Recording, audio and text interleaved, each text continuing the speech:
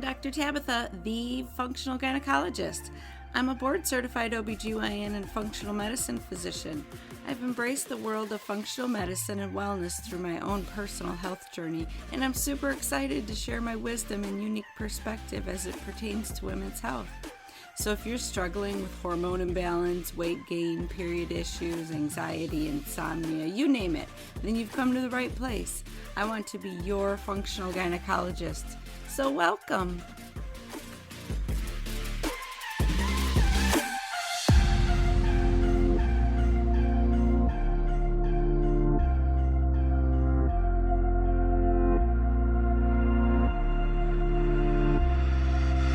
Hi ladies, I'm super excited for this episode because I am interviewing a powerhouse of a doc. He is one of the frontiers of the gluten-free movement, and he was there from the beginning. He's been diving deep on the research. He wrote one of the best-selling books called No Grain, No Pain, and his work, along with others, has just made a huge impact on my life personally and hundreds of my patients. So I'm super honored to have him here today to talk about gluten and why it's a problem for so many people, because it still feels from the conventional medical community like this is woo-woo or there isn't science behind it, when in fact there's tens of thousands of scientific articles and journals validifying the issues with gluten and the diseases that it causes. It's just that it takes time for new information and science to be accepted by mainstream medical society, especially when there isn't a medication to fix it, right?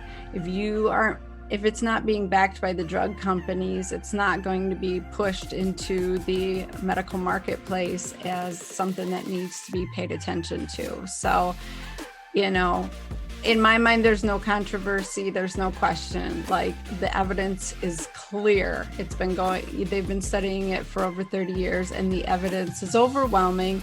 And I will tell you, living with the issues myself. So today we're going to talk about, what does gluten even cause? Gluten causes a multitude of symptoms, and it's not just gut symptoms. It does cause irritable bowel syndrome and bloating and digestive issues and feeling like you're 9 months pregnant after you eat and all of these things, but it doesn't have to.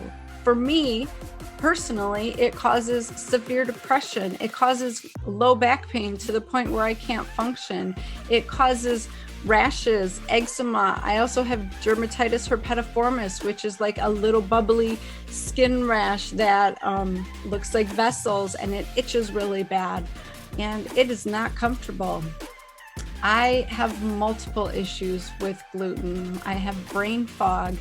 Those are just the big ones. And so I see this every day in my patients. Gluten affects different people in different ways, and not everybody. So not everybody has a gluten issue, but unfortunately a large part of our population does. And so it's important for you to consider that when you are dealing with all of these symptoms and trying to figure out what's going on with you, and you're not getting the answers from your doctor. I'm exhausted. I don't want to get out of bed. My muscles hurt too much when I exercise. That was a big one for me, is I would exercise and it would feel great, but then I would be down for 2 or 3 days because my muscles were so fatigued and so sore. I had way overexerted when I hadn't. So that's another issue people deal with. So if you're already diagnosed with any kind of autoimmune issue or chronic pain issue, then this episode is for you. If you have symptoms that you don't have an answer for, this episode is for you. Or if you know someone who's struggling, this episode is for you. I really think this information just is important to get out there and share. So share this episode with everybody you know, because it's super important. And Dr. Osborne is the man. Like, he knows his stuff. Like, hopefully, you know, he uses a lot of big words and you can understand it, but he does an amazing job because he uses a lot of analogies. He breaks things down, makes it easy to understand as best as we can. So please stay and listen to this episode. It could be life-changing for you or someone that you love. Honestly, it has given me my life back. I struggled to function and now I'm thriving. I'm loving life, enjoying life, doing everything I want to do. And it's because I gave up gluten. I mean, that's not all of it. We're going to talk about what else gluten does and how we have to replenish nutrients and everything else. But that was the key to getting my life back. So please listen to this episode. But first, I need to sing his praises. So let me just tell you about Dr. Peter Osborne. So he's originally a doctor of chiropractic in pastoral science, but he's also an expert in functional nutrition, and he's board certified with the American Clinical Board of Nutrition. He's oftentimes referred to as the gluten-free warrior. He is one of the most sought-after alternative and nutrition experts in the world. He has the honor and privilege of sharing some of the world's most well-known, internationally recognized stage experts, Dr. Alessio Fasano, Dr. Russell Jaff, Dr. Stephen Gundry, Dr. Joe McCullough, Dr. Udana Schofeld, and Dr. Josh Axe. He's one of the world's leading authorities on gluten sensitivity. He lectures nationally to both the public as well as doctors and many other nutritionally related topics. He's the founder of Gluten-Free Society. He's the author of Gluten-Free Health Solution, the Glutenology Health Matrix, which we're going to talk about, is a series of digital videos and ebooks designed to help educate the world about gluten. He's the author of the international best-selling book, No Grain, No Pain, published by Simon & Schuster. And it was printed in 5 languages and turned into a PBS special that aired nationwide. So that's pretty impressive. So because of his work with gluten, Dr. Osborne was invited to speak at the Harvard Faculty Club with functional medicine advocate and New York Best Times author and TV icon Suzanne Summers. That's pretty cool. Because of his passion to educate the world about the relationship between gluten and autoimmune disease, he founded, financed, and hosted the Autoimmune Revolution 1 and 2. That's a free online educational series featuring over 40 of the world's leading experts on autoimmune disease and nutrition. Dr. Osborne has been a featured expert in a number of documentaries, including Betrayal, Autoimmune Secrets Revealed, and the Netflix series Afflicted. Dr. Osborne has served as the executive director and vice president for the American Clinical Board of Nutrition. He was also an adjunct professor at HCC and Texas Women's University, teaching nutrition and neurophysiology to nursing and occupational therapy students. He currently serves on the advisory board for Functional Medicine University. Okay, so he has been featured in or on Netflix, Fox News, CBS, PBS, the New York Post, Muscle and Fitness, Celiac.com, the Gluten Summit, Radio MD, the People's Pharmacy, the Journal of Gluten Sensitivity, and many other publications. So I'm like super honored that he is here talking with me today. Amazing, accomplished man who has helped giving me back my health and so many of my patients. So I'm appreciative of his work. So let's talk to him. Let's dive in. Here we go. Well, welcome, Dr. Osborne, to the Functional Gynecologist podcast. Well, thanks for having me. It's a pleasure to be here. Oh my gosh, the pleasure is all mine because you are one of the reasons that I reclaimed my health. And so I just want to thank you publicly for all of the amazing work you're doing because it's changing people's lives. Well, that's amazing. Thank you for sharing that with me. I didn't know that. I'm always thrilled to know when people have a success in their health, and it was in part caused by some of the knowledge and information we put out there. So that's amazing. Thank you.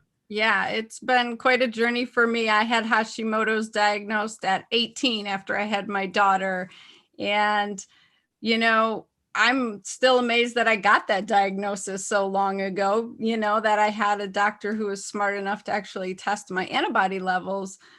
But that's kind of where it ended, right? I got the Synthroid and then I was sent on my way. And so I went decades of eating a ton of gluten and all these inflammatory foods and creating so much pain in my body with my lifestyle. And, when you came out with no grain, no pain, it was like, oh my gosh, aha, that makes so much sense.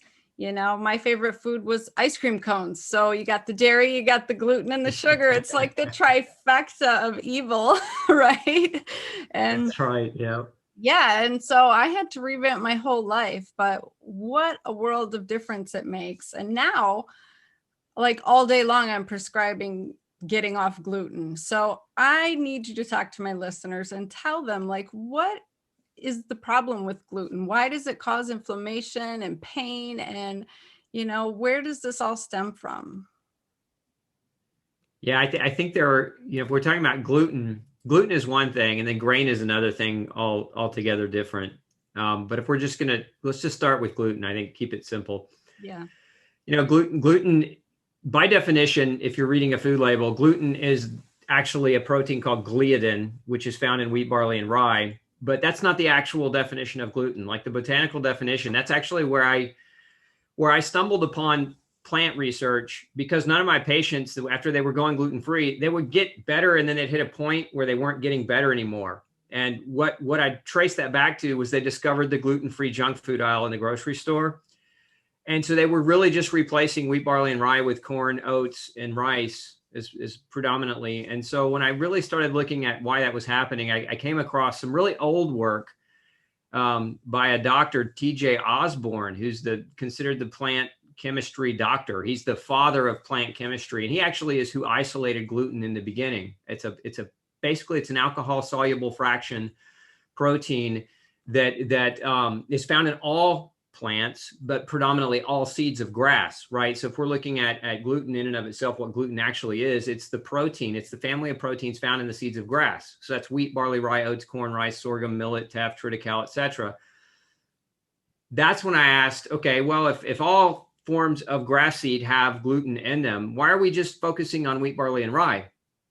And the reason why was those were the staple grains primarily in the European area when Dr. Dr. Dickey, who was the original discoverer of what caused celiac diseases back in late 1940s, early 1950s, he actually wrote his paper on the cause of celiac disease, and he identified his pediatric patients during World War II, where grain was rationed and not available in the hospital. They all went into remission, and he wrote his paper on that. And those were the staple grains: wheat, barley, and rye. So then at the University of Alabama, Birmingham, a few years later, this was 1952, they discovered gliadin. They isolated and fractionated out gliadin. And this was a study only done on 10 patients. I think it's important to understand like where this all comes from. 10 people decided that what we were going to call gluten for the next 70 years, even though it's not actually accurate, right? So they isolated gliadin and said gliadin is a part of what causes celiac disease. In 2010, a group of Australian researchers discovered 400 forms of gluten that weren't previously discovered. 40 of them were more toxic than the gluten found in wheat, barley, and rye gliadin. So this kind of led me to just hitting the books, hitting the researchers, calling them up, asking them questions. I investigated. There were some researchers in South America that were studying corn gluten, and they were finding all kinds of crazy things. Corn gluten causing the same type of damage that wheat gluten caused in celiac patients. They were finding direct nitric oxide, which is a form of inflammation. It's a marker for inflammation, but they were measuring nitric oxide in the colon of celiacs after being exposed to corn and finding that it was lighting them up. And they went on to discover that the corn gluten actually interacts with the HLA-DQ receptor, which is that antenna on our immune cells that recognizes gluten as an enemy. They found that corn gluten activates and aggravates that receptor more than wheat gluten.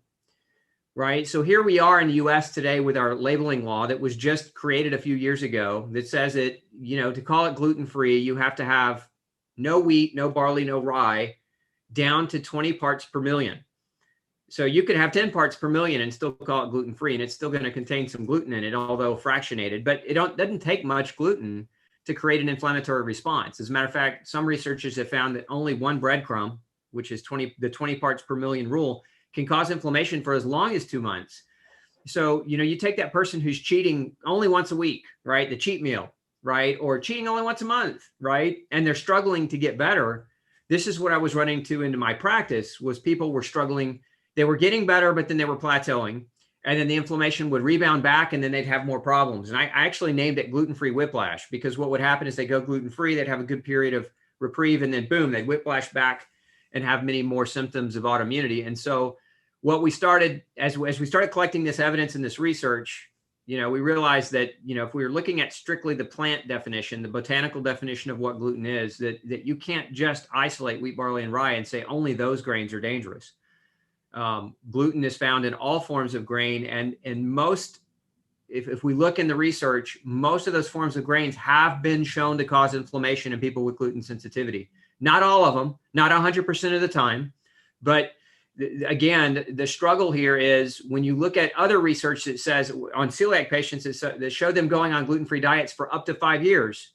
One study showed only 92%, or not only 8% had recovery of villus damage after years of a gluten-free diet. Another study showed, I think it was like 58% had recovery and 42% didn't. So there's all these research studies that show that almost half or more of the people going on a traditional gluten-free diet, I call that wheat, barley, and rye free, traditional gluten-free, don't respond effectively all that well and continue to have persistent damage and inflammation. And that just wasn't acceptable to me in my practice. So that's what led to, what I call today the true gluten-free diet, which is a completely grain-free diet. And then there are more rules to the true gluten-free diet, but that's the biggest one. It's that you got to cut grain out if you really truly want to cut gluten out, because all grains have some form of gluten.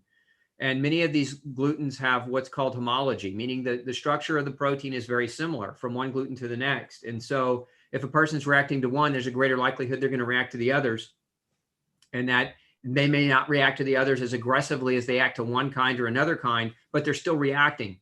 And if we're trying to heal years of autoimmune-induced inflammation, we've got to put out the fire, right? And if we don't put out the fire, and that fire keeps burning, it's just going to cause inflammation that migrates through the body. It'll make its way to the thyroid. It'll make its way to the liver, the joints, the skin. And the average person with one autoimmune disease over their lifetime will develop 6 more. And that to the tune of, if it's celiac disease, you're at a 4-fold increased risk for death if you get gluten exposure. And if you have a generalized autoimmune disease, you're going to die 10 years earlier than your counterpart who doesn't have autoimmune disease. And on top of that, the quality of life you're going to live is going to be quite miserable as you get older, because the damage accumulates and it really can wreck your life.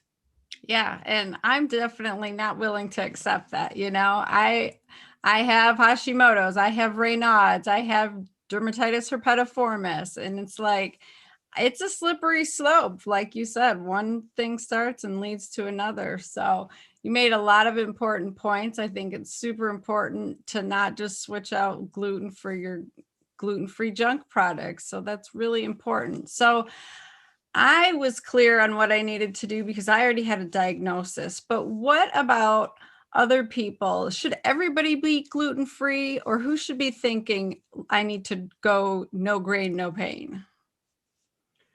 So I think everybody should be no grain, no pain. Everyone. But that's not because of gluten. Not everyone is gluten sensitive. I don't believe that. I don't think we can make that statement. The research doesn't show that to be true. And there's a long history of humans eating grain as a staple food. There's also a long history of celiac disease. A lot of people don't realize that 2000 BC was the first description of celiac disease. It's not a new disease. It's not only because of glyphosate or genetic manipulation or genetic hybridization of grains. It's been here a very long time, and people have been reacting to it for a very long time. But I can't say that we could scientifically argue that everyone 100% is gluten sensitive. That being said, why would I recommend everybody go grain free? Because if you look at the way grains are grown today, First of all, grains in the United States account for more than 50% of the total caloric intake of the diet. Now, that has never been true in American history or world history. Even though grains have always been grown and used as food, they've never accounted for the quantitative level that they account for today. And you have to understand, what is a grain? A grain is a seed. Okay. What is seeds? What is their job? What is their design? Mother Nature, God, what is the intention? The intention is perpetuation of the species, right? So you have this inanimate object whose sole purpose is to allow their species to propagate and survive. They do not want to be eaten into extinction. Okay. They don't have the ability to pick up a gun and shoot you or shoot your enemies, shoot their enemies. They don't have the legs to run away. They don't have arms to fight back, right? But they've developed chemical means to protect themselves. And some of these chemicals, I'll give you an example of one of them. It's called an amylase trypsin inhibitor. It's a protein found in wheat and other grains. And this protein can actually shut down your pancreatic enzyme production. So the grain has developed a chemical warfare against predators to prevent its being eaten into extinction so that it can propagate itself, right? So it wants to come out of your poop undigested, because your poop is a fertilizer, right? So when it hits the ground, you've got the seed, you've got fertilizer, you've got the ground, we can propagate the species and continue to survive. So it's designed mechanisms to shut down and hinder your digestion. And that's one reason why avoiding grain as a primary staple food is a good idea. But there are plenty of other reasons. There certainly is glyphosate as one of the issues. Most grains today, even if they're not genetically manipulated grain, they're still sprayed with glyphosate. For example, corn is double sprayed with glyphosate on the average commercial farm, sprayed in the beginning and it's sprayed again at the end to dry out the crop so that it desiccates faster and they can harvest it faster.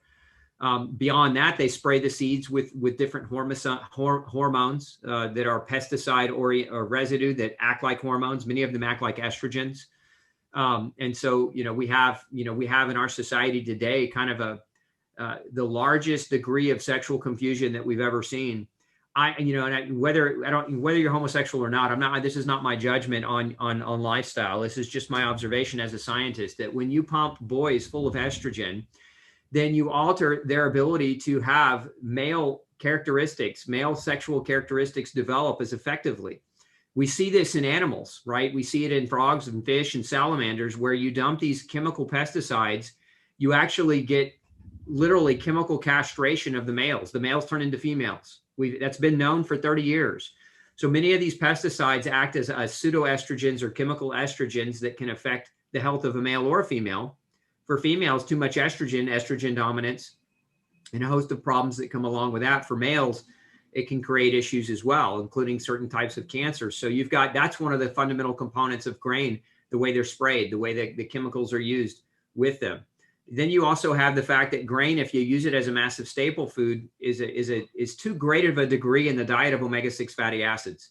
So the ratio of omega-6 fatty acids in most humans should be at least 4-to-1 omega-6 to omega-3. And some would argue even more closer to 1-to-1 ratio, 6-to-1 or 6-to-3, omega-6 to omega-3, a 1-to-1 ratio, and at the very least a 4-to-1 ratio. Grains are the opposite of that. Grains are very, very high in omega-6 and virtually have no omega-3 at all. So what they've done, and I see this in my patients all the time, their omega-3, omega-6 ratios are through the roof. We're getting ratios in people that are 40-to-1, right? And what does that do? That promotes inflammation. It's not that omega-6 is unhealthy or bad. It's that when the ratio is skewed, the body uses inflammation more aggressively than what it should. It's kind of like if I'm using a wrecking ball to tear down a building, right? The wrecking ball is the right piece of equipment. If I use a nuclear bomb instead, I'm not just going to take out the building. I'm going to take out the city block and potentially even the city. That's what happens in people's bodies when their omega-6-3 ratio is that high. Is they're just overexerting the inflammatory response. So their body's naturally producing inflammation to break down old tissue so it can repair and bring in new tissue.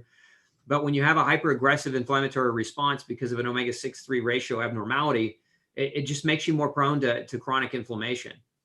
So those are some, there are plenty of other things that we could talk about, but those are some big ones that why would we want to go grain-free? Those are several reasons why. Yeah, well, I think those are awesome reasons. And I just think back to childhood, when we would use vegetable oil for everything and deep fry biscuits to make donuts. And it's like, wow, the omega-6 levels must have been through the roof because all those vegetable oils are so toxic with the omega-6s as well, And I think that's a lot of our processed food that we're giving our kids, granola bars, all that fake food. Oh my gosh, that's such a good point.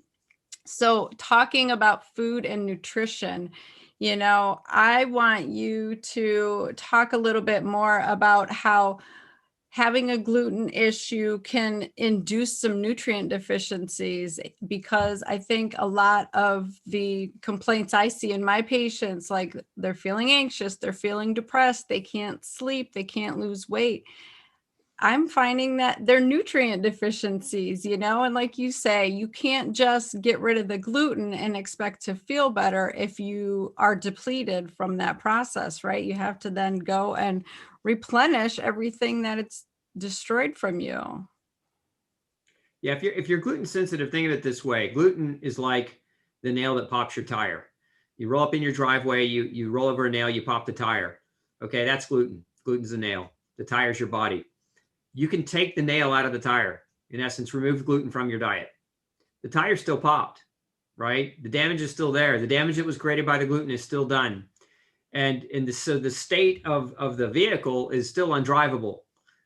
So we have to do the work. What is the work? We have to do the work to repair the tire. And that work is jacking up the car, taking out the wrench and undoing the lug nuts and, pulling that tire off, patching it or whatever needs to happen, right? There's a lot of work that goes into that. The workers that your body uses to heal. So like, the tire analogy is you're doing the physical work, but your body uses vitamins and minerals and nutrients as its workers. Those are they drive the enzymes and the coenzymes that allow the body to chemically repair itself from damage. So if eating gluten, right, did the damage in the first place, it's also important to recognize that eating gluten causes malabsorption and vitamin and mineral deficiencies. That's part of the damage gluten causes, is it damages your ability to digest nutrients from the food that you eat. So not only can it damage your tissues, but it can damage your ability to get nutrients from the food you eat. So here you are, you're beginning a gluten-free diet, your body's malnourished, right? And it's damaged. What does it need to heal the damage? Nutrients. What don't you have because you've been eating gluten and not getting enough of? Nutrients.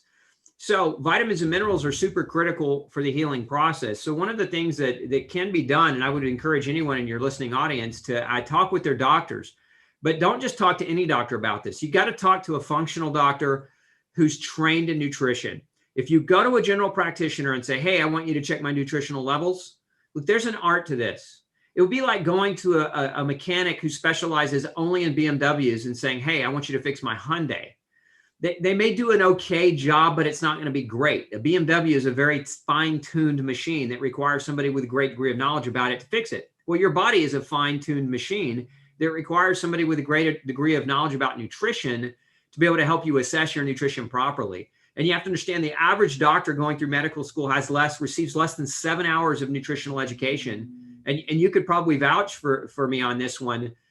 Most of those 7 hours are not pro-nutrition. They're anti-nutrition, right? They're teaching how nutrition is not important, okay? And don't worry about it because you've got medicine. So you don't want to go to a doctor who knows nothing, because it's important. Methodology and how you test for nutritional deficiency as a practitioner is extremely important. And if the doctor doesn't know what they're doing, they're going to order the wrong tests that give the wrong information or that give limited information, and you're not going to get better.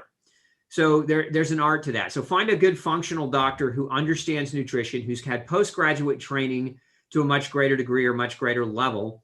And that's where you can engage in that and say, hey, look, I want to get my nutritional levels checked. My favorite way to do it, as far as methodology is concerned, is using a type of technology called lymphocyte proliferation. And what lymphocyte proliferation is, it's a fancy word. Lymphocyte is a form of white blood cell. It's a type of white blood cell. And the reason why I like to use this technology is because white blood cells have a 6-month lifespan. So when we're analyzing your nutritional content inside of your white blood cell, we get a 6-month average of your nutritional status. It's kind of like running a hemoglobin A1C test to look at blood sugar. You get a 3 to 4 month average of blood sugar. Well, we want an average of long term. Why don't we want a serum test? Because a serum test is a reflection of your last meal. It's not a reflection of your nutritional status. It's a reflection of what you ate most recently. And what you ate most recently might not be a reflection of the comprehensive nature of your diet. So we want something that can give you a better kind of window. Think of it almost like a serum test is like a snapshot of a movie. A lymphocyte proliferation test is like watching the whole movie, right? You get the whole plot. You get the antithesis, the thesis, everything. You get all the actors, the characters, all of it. And so when you have that type of information, then you can sit down and you can say, okay, where is this person lacking? And now you can teach them and you can help them understand these are foods that contain more zinc. These are foods that contain more B12. Whatever they're deficient in, you can address it with diet, but you can also, if you need to, address it with proper supplementation. And sometimes that's what's necessary. I've seen it time and time again where people without supplements failed to recover. And that's not to say that a person has to be on supplements for the rest of their life. That's just saying that when you're in a hole, when you're in that hole of that pit of illness, sometimes you need a rope and a pickaxe to dig yourself out. Well, think of those vitamins as the tools that you might use to dig yourself out of that despair of being in that pit of illness.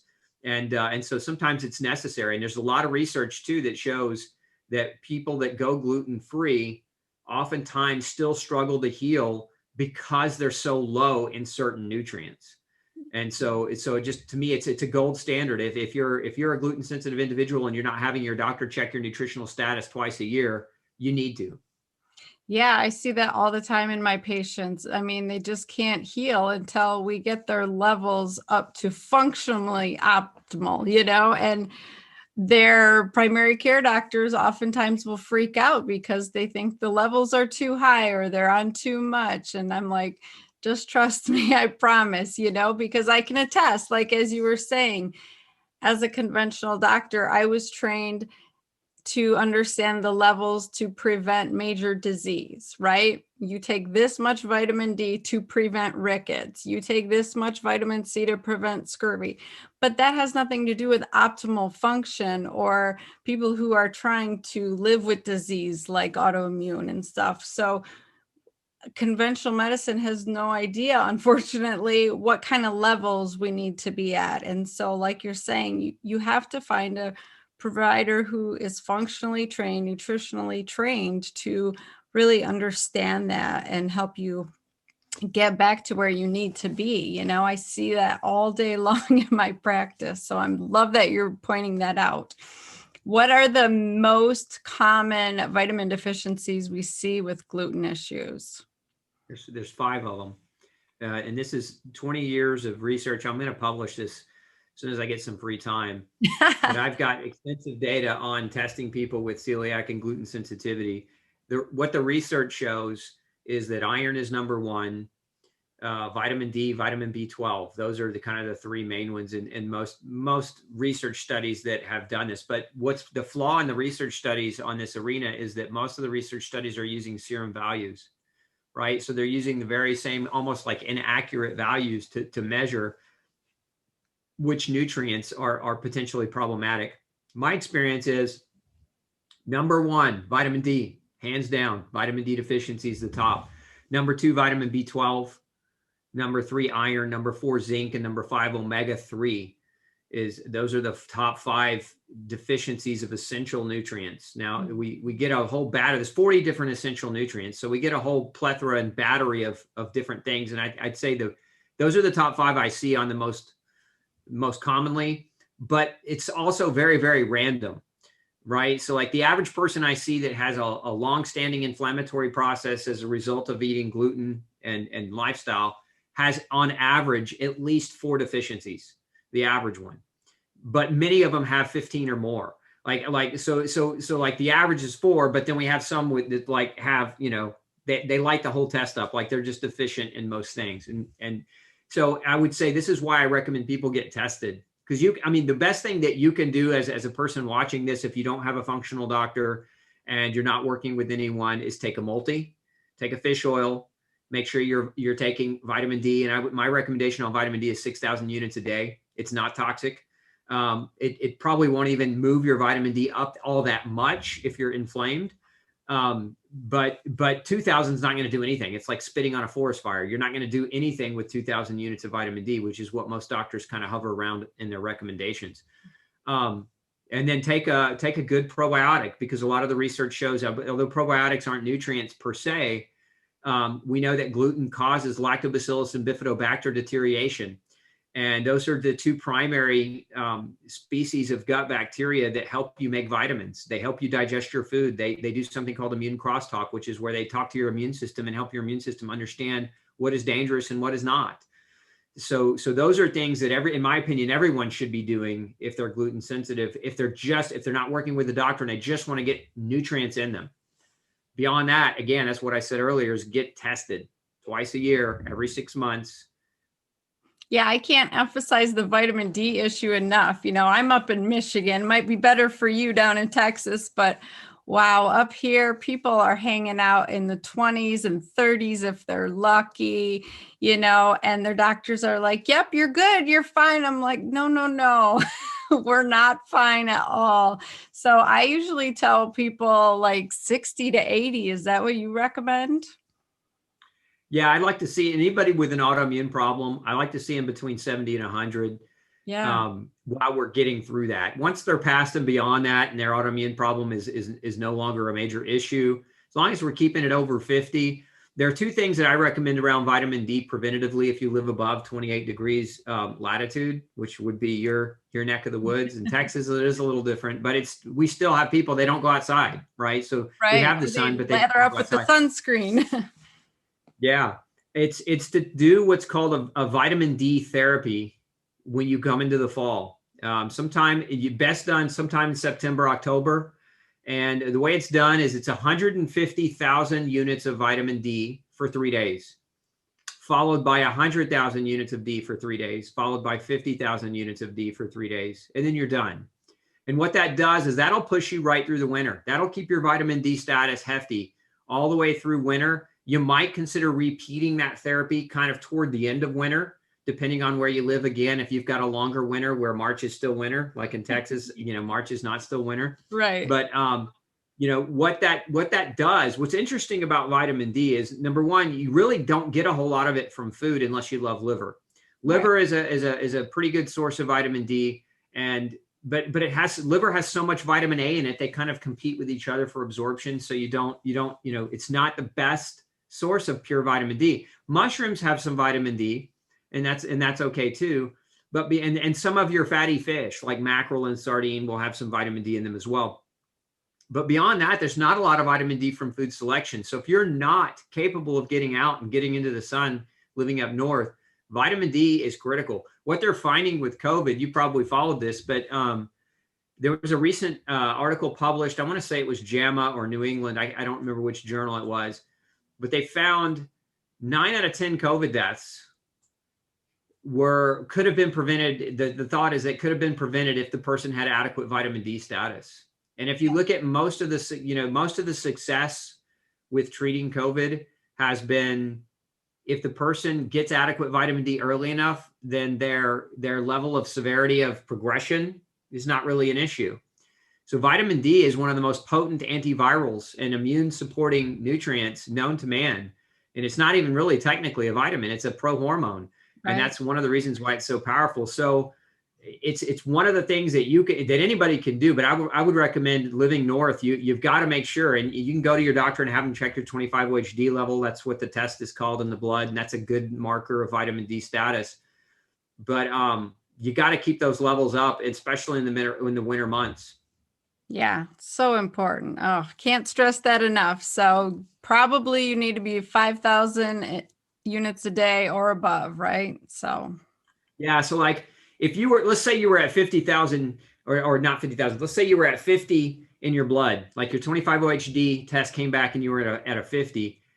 If you took 5,000 units a day, it would probably go down through the winter. You probably wouldn't see it go up. It would probably go down into the 40s. If you took 6,000, you'd probably keep it somewhere around the same level. So that's a kind of a think of that as a maintenance level. And if you took 8 to 10,000, you'd see it climb. You'd see it climb up into the 70 plus range. But again, most doctors are like, go to the store, go to Walmart, pick you up some vitamin D. And most of those pills are 400 international units to 1,000 international units. Again, that's not going to touch your vitamin D level. It's not, even the D2 that many doctors prescribe. There's a vitamin D2 that it's a 50,000 unit capsule. It's not the same thing as D3, by the way. But taking that once a week isn't going to elevate your vitamin D status, like, especially if you're inflamed. What we're learning about people who have chronic inflammation is they have a greater need for vitamin D, because vitamin D is almost like it's like a fire truck. It helps put out the fire. And so the more inflamed you are, the more vitamin D your body needs to combat the inflammation. So what happens is in the beginning stages of inflammation, if you're not figuring out why you're sick, you need more vitamin D to symptomatically help you get through that. And then as you get better, you'll find that you need less vitamin D through the course of the year, and that sunshine is capable of providing you with predominantly what you need, provided you get out in it. Oh, that's so important. I love that. Okay, so such good information on the nutrients. I want to go back to gluten for a minute, because when people first come to see me, and I start talking about gluten possibly being an issue because they have chronic joint pain or fatigue, other issues, they say, oh, I don't have any GI symptoms. Oh, my bowels are fine. Can you speak to that a little bit? Like, do we have to have GI symptoms? No. There's two terms in the medical literature that were created more than 30 years ago that were designed to help catch this. Okay. There's celiac disease, which is the gluten manifestation in the small intestine that causes gastrointestinal symptoms, typically diarrhea and intestinal pain. But then there's a term we use called non-celiac gluten sensitivity, NCGS. Now that was coined by Dr. Marsh. Dr. Marsh is the doctor who actually created the biopsy classification criteria to diagnose celiac disease. So he kind of knows what he's talking about. So he made this term non-celiac gluten sensitivity because what he was seeing people that were reacting to gluten even though they didn't have a positive biopsy. They didn't have the gut inflammation or the gut damage. And then shortly after that was coined, another doctor, a researcher out of the UK, Oxford University, Dr. Marios Hadjivassiliou, and I don't know if I mangled his last name pronunciation or not, but he has been doing research now on gluten as a neurotoxin. And in his research, they actually are doing MRIs of the brain. What they're seeing is people have smaller brain sizes and lose their white matter over the course of gluten exposure, even in the complete absence of any GI symptoms. So he's seeing people that are developing a condition called cerebellar ataxia or gluten-induced ataxia, which is a dizziness and a vertigo type symptom. We also know that gluten can damage the thyroid without damaging the gut. We know it can damage the skin. We know it can damage the muscles and the joints. Think of gluten as an equal opportunity destroyer. It affects the gut in some people, but in other people, it affects other tissues. There's another term, and I don't like this next term, but it is part of the medicine, it's part of medical literature, and it's called silent celiac disease. The reason I don't like it is because it confirms that it's celiac disease, when in fact, silent celiac disease just means you're developing symptoms outside of your gut that aren't celiac disease. And so they call it silent because you don't have the gut problems. That's not silent celiac disease. That's gluten-induced disease, right? If we really want to call it what it is, that's non-celiac gluten sensitivity. And so, but non-celiac gluten sensitivity, some of the researchers who coined that term did a study where they followed people's biopsies over long periods of time. And what they found is at certain levels of disease, they had no gut symptoms or gut problems, but they saw damage in the skin, or they saw damage in the thyroid, or they saw damage in the brain, et cetera. And so they kind of tracked, how the biopsy is actually very misleading, because you can have somebody, actually had a patient one time, 19 biopsies, 19 of them. Oh my gosh. And over a 30-year period of time, right? And the 19th one was positive. The first 18 were negative. It took her 30 years to get a diagnosis. And so if you don't have a gut problem, but you have an autoimmune disease. I will just simply say this. The number one known, scientifically validated, agreed upon cause for autoimmunity is gluten, period. Now, there are other causes for autoimmunity. There are other contributing factors. Gluten's not the only, but it's the most well-studied and it's the most universally scientifically recognized cause. So if you've got Hashimoto's, dermatitis herpetiformis, non-alcoholic fatty liver or autoimmune liver disease, if you've got rheumatoid arthritis, lupus, scleroderma, dermatomyositis, any of those, you should get tested for gluten sensitivity because there's a really great likelihood that you are gluten sensitive and that it's a big, big trigger in terms of your autoimmune condition. Yeah, exactly. Like Dr. Alessio Fasano says, you just need 3 things to happen, right? You got to have that dang gluten trigger, you got to have a leaky gut, and you got to have the genetic propensity. So what testing would you recommend they get? Genetics. And I've done extensive research here. Extensive. We've looked at every kind of test you could imagine to look at for gluten. Here's the problem with biopsy. First of all, the training of the GI doctor. When GI doctors do biopsies, typically they take 4 samples. That's a pretty typical done biopsy. Dr. Peter Green at University of Columbia, who runs the Celiac research facility there, says you need 6 to 8 biopsy samples to be able to get a good idea. So most doctors, when they're doing a biopsy, are only doing 4 samples, half the quantity that might be necessary to actually isolate or identify the damage. And that's even saying if the damage is in the gut, because the damage might not be in the gut. So the biopsy is good in the sense that it will, when it does identify villus atrophy, which is the hallmark that we're looking for, that flattening of the villi, then it's accurate. But it's not accurate per se for gluten, because here's the thing. What else causes villus atrophy? Parasite infection can cause villus atrophy. Soy allergy can cause villus atrophy. Other food allergy can cause villus atrophy. So a biopsy by itself, all by itself, is not a great measure to determine whether or not somebody has a gluten issue, but it is a tool that some doctors use. It's an invasive tool, but again, you get a lot of false negatives. So it's one of the reasons why I don't like the biopsy. The other are the blood tests. There's different blood tests that measure the antibodies. So for example, there's an antibody called anti-tissue transglutaminase. There's another one called anti-endomysial antibodies, and there's another one called an anti-gliadin antibody. Now, the problem with antibody testing is that when doctors run antibody tests, usually they should do this, but they don't always. They don't determine whether or not their patient has an antibody deficiency in the first place. So right. like many people have an IgA deficiency or an IgG deficiency. And so if we're using an antibody that's IgA or IgG to detect a reaction to gluten, we may not see it if their IgG or IgA is deficient, right? So you can get a false negative in that way. Yeah. That's one flaw. The other flaw is anti-tissue transglutaminase, as an example, may not be positive in somebody with Hashimoto's.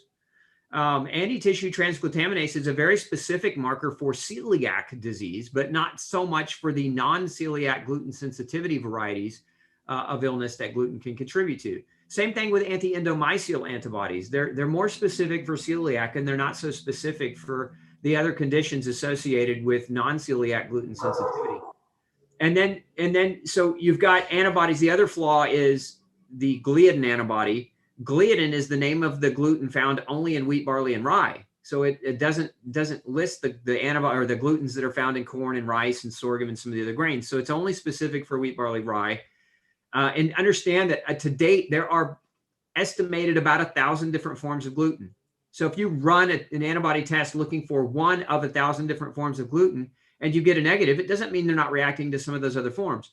So those are problems with blood tests that, again, they're tools that can be used. They can provide some insight, but they're certainly not, I wouldn't call them definitive. This is why I recommend genetic testing. Genetic testing of what's called the HLA-DQ genotype. There's 2 HLA-DQ genes.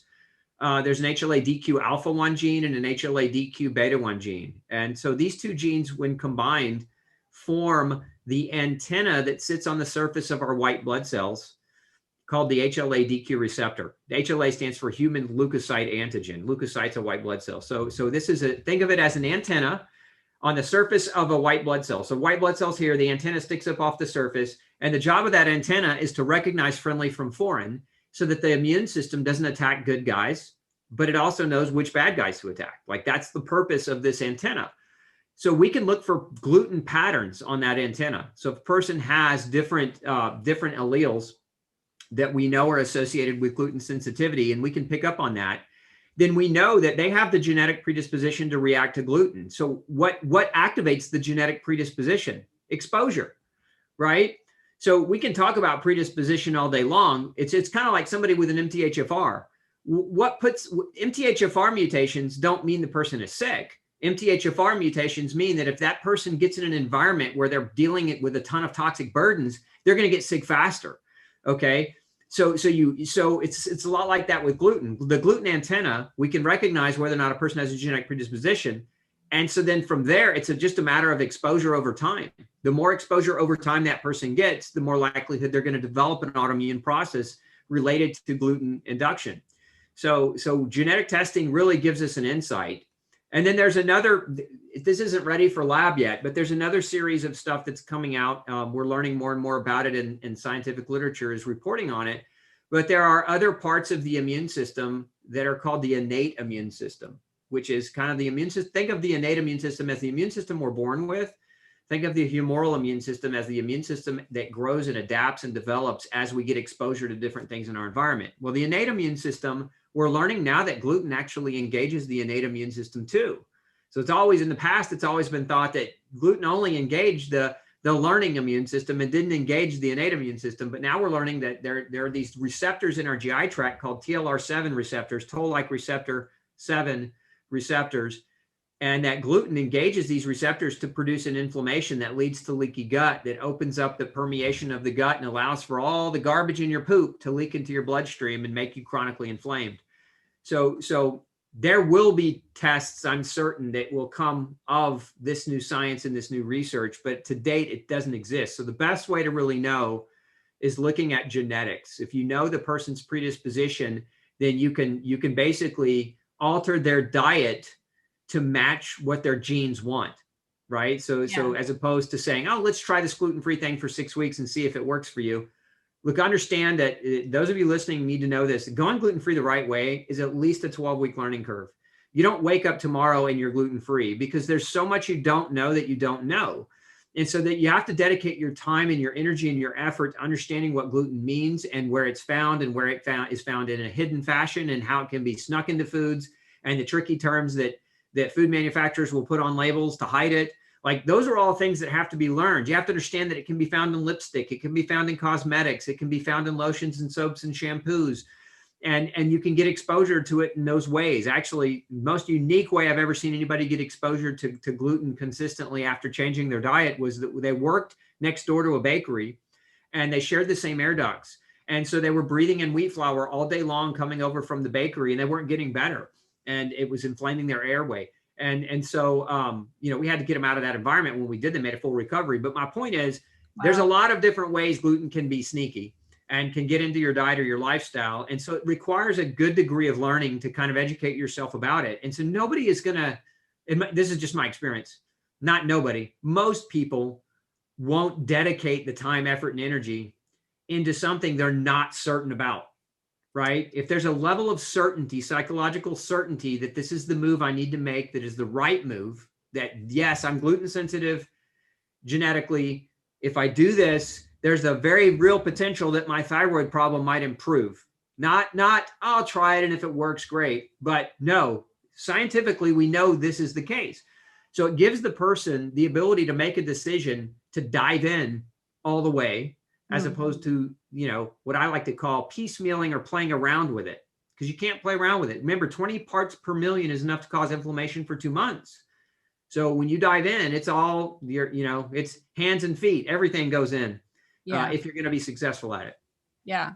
And I don't know about you, but I've seen people who have the standard antibody testing for celiac, maybe 5-10 years ago. It's been ruled out, and they're coming to me, and we're doing all that testing again. And now they're positive, because autoimmune disease develops over time. It's not something you're born with or have or don't have, right? And so that's why I think genetic testing is important as well, because just because you didn't have it last week doesn't mean you don't have it this week, right? That's right. And your genes won't change. Right. right? Unlike your lab work can change, but your genes will not change. They are what they are.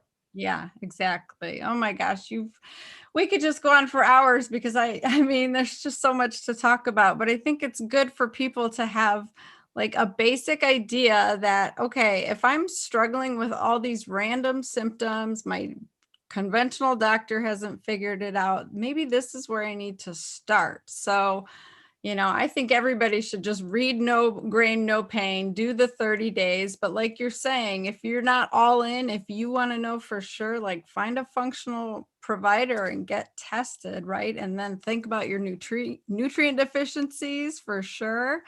Oh my gosh. What else do you want to leave my listeners with? Like, what is the biggest thing, that you want them to know? I think the most important thing that anybody can know as it relates to improving their health is that it's not up to anybody to heal you. It's up to yourself to take responsibility. And the first step in taking responsibility is admitting that if you're sick with a chronic inflammatory illness, you have to first admit that it's your fault. And I don't say that to be crude or mean or demeaning. I say that because honesty is the ultimate love, right? And we can lie to ourselves, but lying to ourselves only misleads us. It takes us down the wrong path, right? The road to good intention. When we give half truths because we don't want to hurt somebody's feelings, that's good intention, right? The road to good intention, good intentions are fine, but the road to hell is paved with them, as the old saying goes. And so truth, it's starting with self-truth. Like look in the mirror and say, okay, I'm inflamed because there's some things that I'm doing, and maybe it's your fault, but you don't even know why. And so that's the first step, is first recognizing that there are things that you're doing that are at odds with what your body wants you to do if you're inflamed. And so it's your fault, but it's also your responsibility to try to start beginning the process of figuring out what it is that you're doing and what it is that you could do differently. There's 7 fundamentals that I have seen repetitively in 20 years of practice. It's these 7 fundamentals that I have seen mold and shape better health time and time again. The first fundamental is diet. What you eat matters, right? You can't get healthy eating food that's not. It's just, sorry, that's a deal breaker, right? Number 2, sunshine. Sunshine's a nutrient in many ways. Vitamin D is one of them. Melatonin is another. Sunshine is a very, very critical nutrient. Your body craves and needs it. Quit hiding from it. I know the dermatologists are all telling you to lather up with SPF 55 or 100, but the reality is any SPF higher than 8 will block your vitamin D production. And vitamin D has now been linked and causally linked, not associated with, but causally linked to 19 forms of terminal cancer. So ask yourself, you're trading 19 forms of cancer for the fear of skin cancer. And actually, we now know sunshine doesn't cause skin cancer. Sun burning repetitively does, right? Big difference. It's kind of like water causes drowning, so don't drink it anymore, right? Right. No. So sunshine is a second factor. The third factor is sleep. Love yourself enough to get good sleep. Your body heals between 10 p.m. and 2 a.m. But you need more sleep than 10 to 2. So sleep further on, more on the north side of it and more on the south side of it. Sleep's fundamental to health and life. Love is a fundamental. Surround yourself with positive energy. Surround yourself with people who care and love about you and that you care and love about, right? We need that. We need that tribe. That's a very, very important component to driving good health. We also need exercise.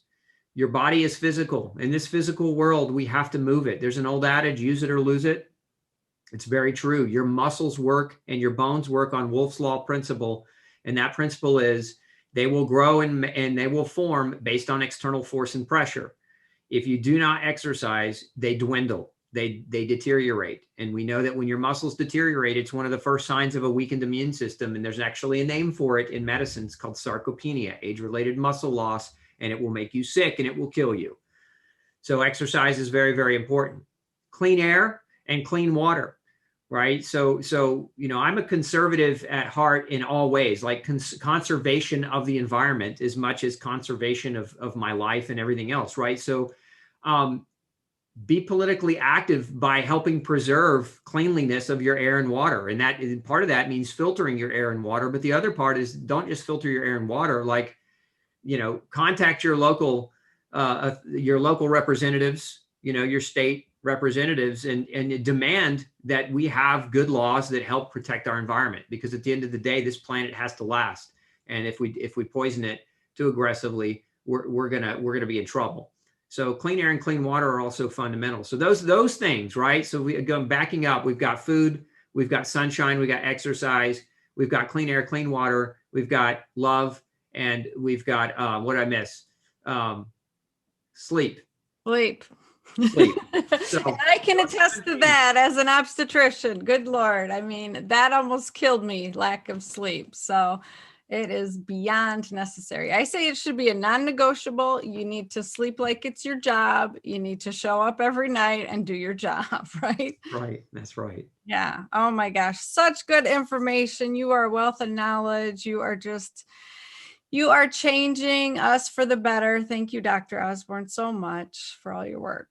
Oh, you're welcome. Thanks for having me. I really appreciated you sharing this with your audience. Yeah. Well, stay in touch and hopefully we can connect again. Okay. Okay. Sounds like a plan.